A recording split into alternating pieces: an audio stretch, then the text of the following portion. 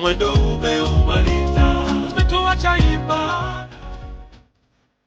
Ni jambo ambalo kila Mtanzania atakuwa amenipokea kwa huzuni, kwa sababu kwanza hatujazoea Tanzania. Nafikiri hili ni tukio la kwanza kupoteza rais.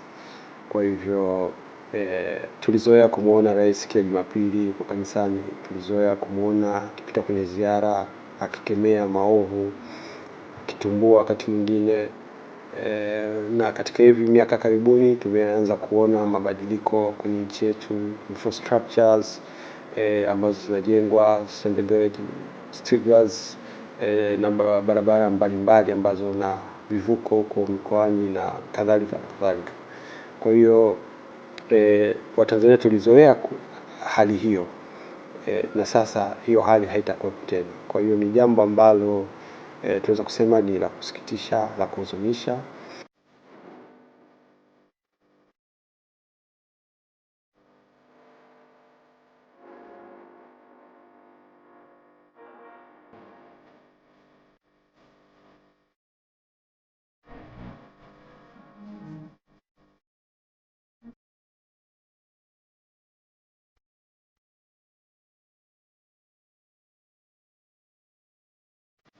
Bahati nzuri marehemu Rais Magufuli, mimi binafsi tuliwahi kumwalika kwenye mechi zetu, na alikuwa kila tukimwalika anatupokea vizuri na kuonyesha bashasha yake ya kuja kwenye michezo.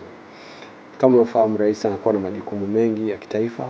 Kwa hivyo Rais Magufuli kila akipata muda huwa anakuja kushirikiana nasi kwenye michezo, na alikuwa akitoa maneno yake ya kutuhusia kwamba anataka ubingwa wa Afrika, na ni simanzi iliyoje kwamba sasa ametutoka na hatujatimiza ndoto yake. Kwa hivyo sisi kama klabu ya Simba tunaichukulia kwa changamoto kubwa kauli ile kwamba ni lazima tuchukue ubingwa wa Afrika ili kuweza kumwenzi Rais Magufuli ili kutimiza ndoto yake. Tumempata rais mwingine mpya, rais wa 6 wa awamu ya 5, Mama Samia Suluhu Hassan.